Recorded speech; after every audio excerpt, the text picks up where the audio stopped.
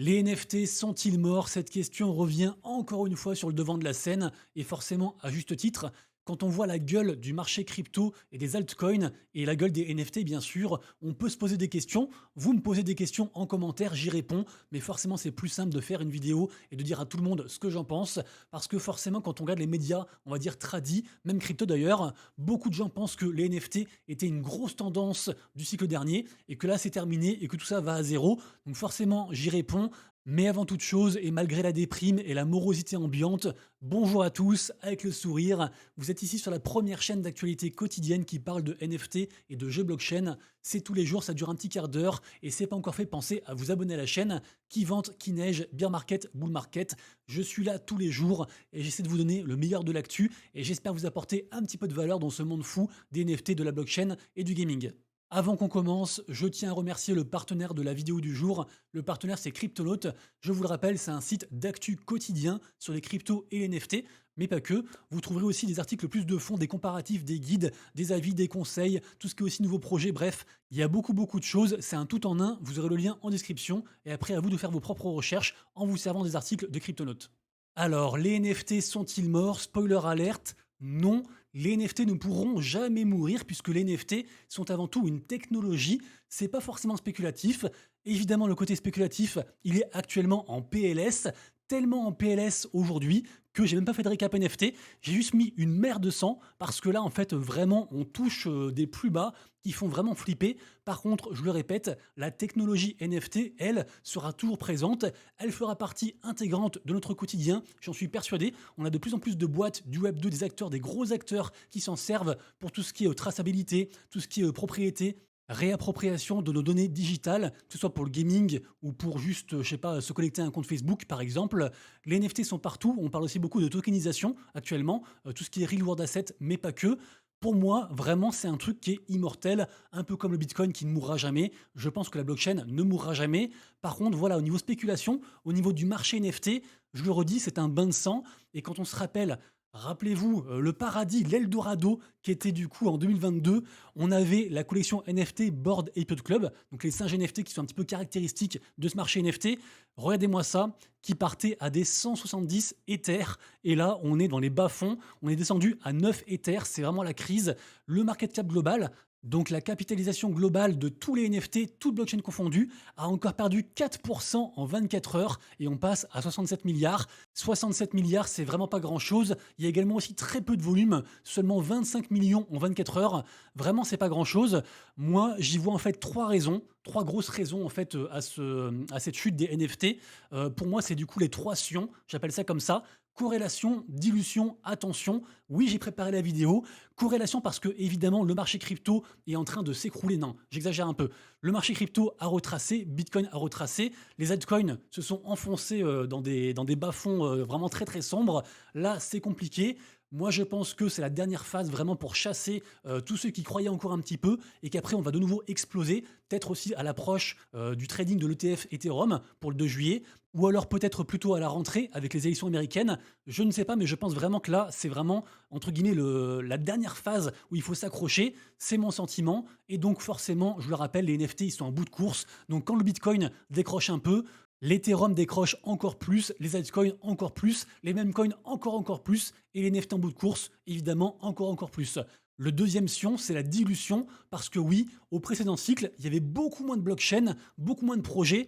Là, en fait, il y en a de partout. On ne sait plus où donner de la tête. Vraiment, c'est de partout. Donc forcément, l'argent, lui, est pas illimité. Donc à l'époque, quasiment tout le monde était sur Ethereum. Là, maintenant, les gens, ils sont sur Telegram, Solana, Elrond, ZK Sync, ce que vous voulez, Starknet, peu importe. Ils sont de partout. Il y a de plus en plus de projets aussi de partout. Et donc, je le disais, l'argent n'est pas illimité, donc il se répartit entre tout ça, et donc forcément, je pense qu'on ira moins vers des projets qui vont tout exploser, comme on a connu au précédent cycle, et donc c'est aussi pour ça que je pense que les collections qui ont survécu jusqu'à maintenant vont faire des multiplicateurs, mais qu'elles ne vont pas atteindre, à l'image un peu des altcoins, qu'elles ne vont pas atteindre en fait leur ATH, leur all-time high du cycle précédent. Et le troisième sion, c'est l'attention, parce que oui, actuellement, l'attention n'est pas du tout sur les NFT, elle est plutôt côté meme coin. Et finalement, en fait, les meme coins sont un petit peu aussi en train d'aspirer comme ça, de vampiriser les NFT. Il y a une grosse corrélation avec cette image un peu digène, ces images un petit peu loufoques qu'on retrouve dans les NFT, mais aussi côté meme coin. Et donc là, actuellement, en fait, les gens ne sont pas du tout sur les NFT. Pour ma part, je pense que l'attention est cyclique et qu'elle reviendra un de ces quatre sur les NFT. Après, est-ce que ce sera sous la forme de NFT PFP, image de profil, ou de NFT par le gaming, via un gros projet qui pourrait exploser, un Illuvium ou autre, je ne sais pas. J'en sais rien, mais ce qui est sûr, c'est que le marché de la spéculation côté NFT, j'en suis certain, ça reviendra. Donc la question, c'est pas de savoir si, c'est de savoir quand en fait. Et il faut s'accrocher pendant tout ce temps. C'est aussi pour ça que je privilégie plus les projets, on va dire, qui ont prouvé leur résilience, qui sont là depuis un certain moment, qui sont solides, qui ont une grosse commu, qui délivrent, plutôt que les nouveaux projets qui, vont vraiment galérer dans cette phase qui est très très compliquée. Bon, je ne pense pas qu'il faille rentrer dans les détails. Vous le voyez par vous-même, actuellement tout est rouge, c'est un bain de sang, ou alors c'est des grosses soldes et des grosses opportunités. Qu'on soit en daily ou sur la semaine, tout est rouge, à part quelques rares exceptions, notamment je pense à Milady, qui est vraiment un des grands gagnants en fait, je trouve, de ce cycle pour l'instant. C'est vrai que Milady, ils sont très proches de l'univers Memecoin.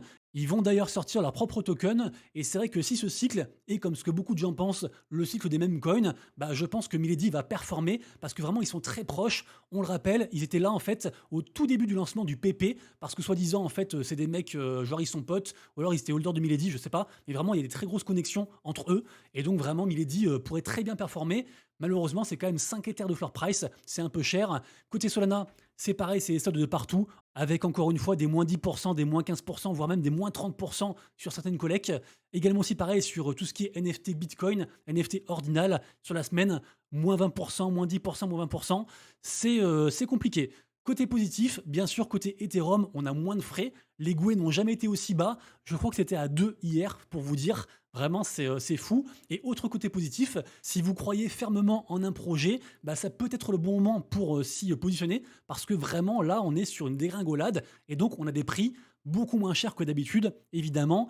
Et juste, pour revenir sur Ethereum, parce que moi, je crois beaucoup à Ether, je pense que vu que le marché est vraiment dilué, les gens vont peut-être en fait se reconcentrer sur les blockchains entre guillemets mères, les blockchains solides type Bitcoin, Ethereum et Solana. C'est ce que je pense.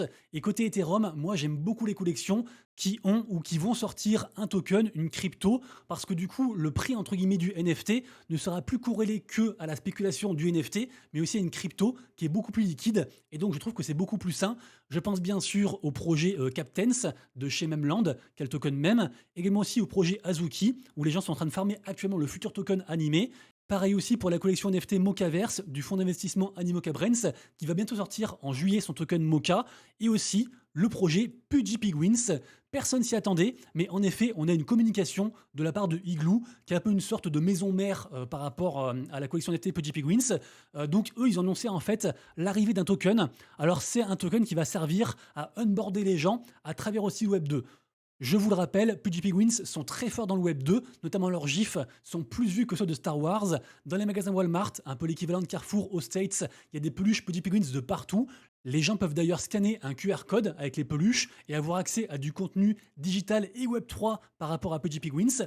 Et moi, je pense qu'en fait, ils vont faire une espèce de récompense pour les gens et en échange d'un onboarding style créer un wallet ou quelque chose comme ça, bah, je pense que ce token en fait va voir le jour. Donc vraiment, c'est très bullish.